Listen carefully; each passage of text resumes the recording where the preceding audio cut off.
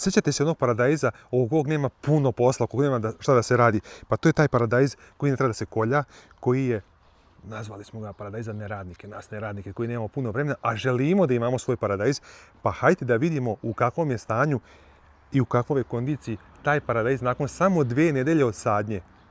Nismo ništa radili, nismo ga ni obilazili, ni dolazili, ni gledali. Evo sad ga vidimo prvi put posle 2 nedelje. Ajmo da vidimo zajedno kakav je. Pre nego što kažem šta me prvo iznenadilo, želim da podijelim sa vama kako da dođete do svog rasada, od ovog paradajza da napravite svoj rasad brzo, efikasno, lako. Pogledajte ovo, dođite. Svaki ovaj zaperak koji raste ovdje, to su zaperci. Ovaj zaperak pustite da poraste na dužinu nekih možda ovako 20 cm. Kad poraste 20 cm, vi ga ovako, pogledajte ovo, samo ovako, prst, nokat, blago ga zalomite, pogledajte, hop, kako je to nežno. Ja sam ga zalomio. I šta da uradim s njim? Kad imate ovakav zaperak koji je dužine 15-20 cm, vi te zaperke skupite i stavite negdje u hlad, u flašu ili neku plastiku koja je puna vode. Nakon samo 7 do 10 dana ovaj paradajz će da ožili, pusti koren, dobit ćete nov rasad, nov paradajz koji možete da posadite i često mi se dešavalo da paradajz koji je ovako ožiljen bude bolji i brži i plodonosniji od ovog paradajza koji sam prvi posadio. Tako da, to je jedna mala tajna kako da uštedite pare na rasadu. Kupite ovako paradajz, malo ranije posadite, kad vam izađu ovako zaperci, pustite znači 15 cm dužine, zalomite, stavite u vodu, oni se ožile i onda možete sadite i 100 i 200 paradajza jer vas ne košta ništa. Ajmo da vidimo kakav je paradajz.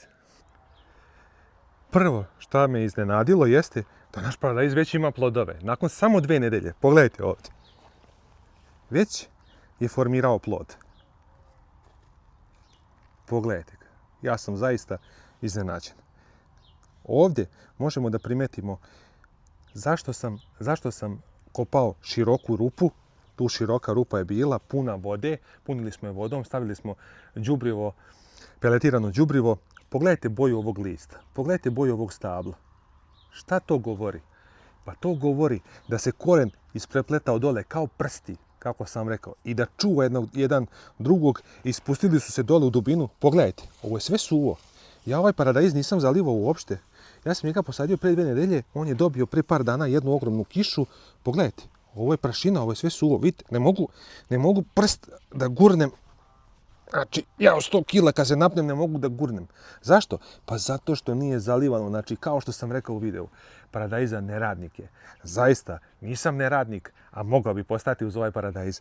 Znači, nisam ga zalivao, nisam ga spremao, nisam iza leđa nešto radio da bi on izgledao bolje. Ne, ništa. On je sam po sebi takav. Sad, kad se koren ovako isprepletao, on je došao do one fine rastresite zemlje, do onog stajskog đubriva koje smo sipali dole. Zašto sam sipao kantu vode? Pa zato što je ta kanta vode omekšala zemljište okolo, rastopila taj stajnjak i u neku ruku ubrzala taj proces da on usvaja hranu iz tih dubljih slojeva. Tišina kokos, ne lasi jaje. Ajmo da vidimo dalje. To nije samo jedan. Znači, ovaj par ovdje imamo, evo ga, tu isto tako. Pogledajte, on sad se bokori, on sad pada, pogledajte. On sad isteruje nove tiče ovdje svoje.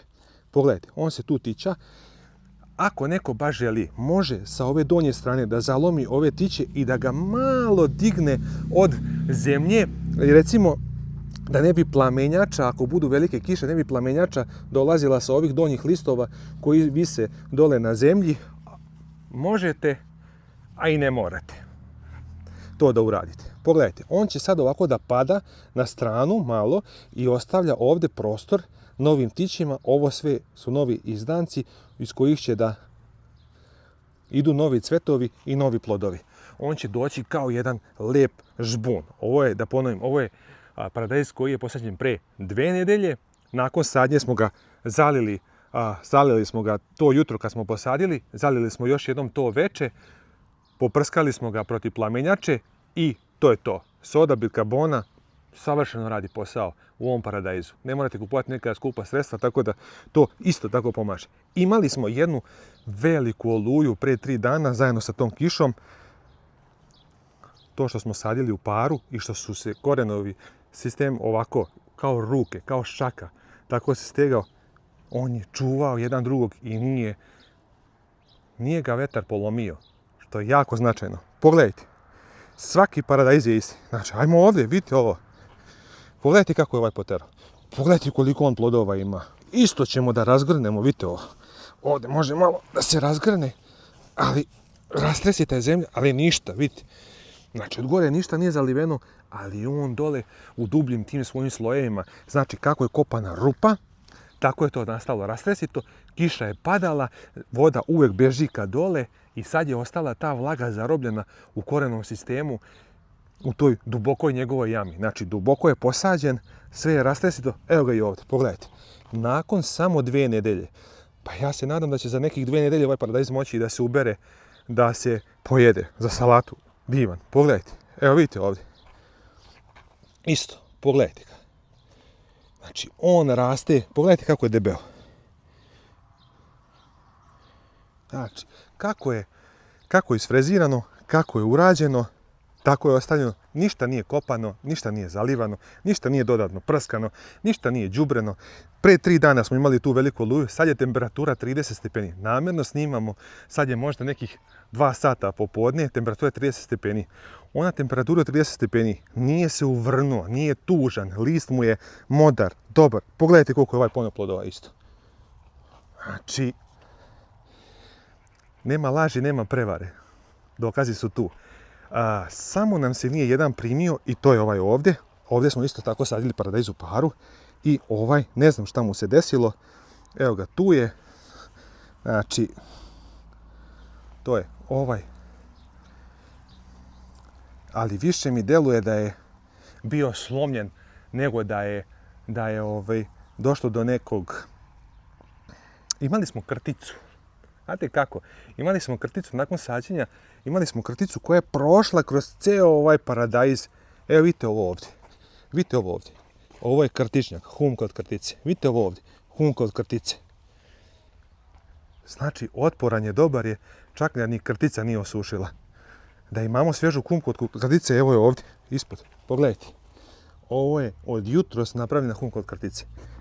Kad bih ja zalivao ovaj paradajz, svaka 2-3 dana, išao, zalivao, održavao, kao svaki redovan paradajz, ja ovdje ne bi mogao da živim od krtica. Ako neko ima neko rješenje, prihvatljivo rješenje koje radi u borbi protiv krtica, ja bih ga zamolio da podijelite sa nama. Imamo problem sa krticama, mi živimo na tako jednom lepom mjestu na granici s nacionalnim parkom gdje ima dosta oko nas i njiva i voćnjaka i svega. I imamo jednu situaciju, pored se gaji jedno divno polje suncokreta. I svi uživamo kad taj suncokret procveta, bude bajkovito.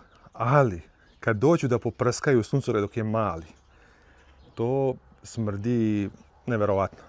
Sve te krtice iz njive, kao da im neko naredi, pravac u naše dvorište, u našu baštu. Haos. Ne znamo šta da radimo s njima. Tako da, ako neko ima neko efikasno rješenje, molim vas, podijelite, pomozite nam, spasite nas.